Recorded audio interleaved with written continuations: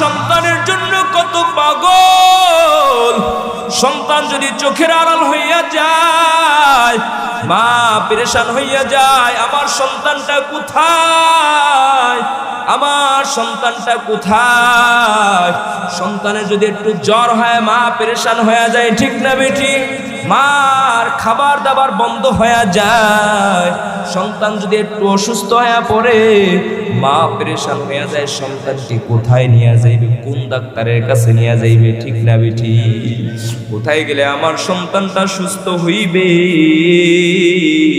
সামান্য একটা বাক মায়া আল্লাহ তাআলা বান্দার অন্তরের ভিতরে ঢুকায়া দিয়েছে। এরে বান্দা, তোমার ওই বাড়ির পাহারা দেয় যে কুকুরটা,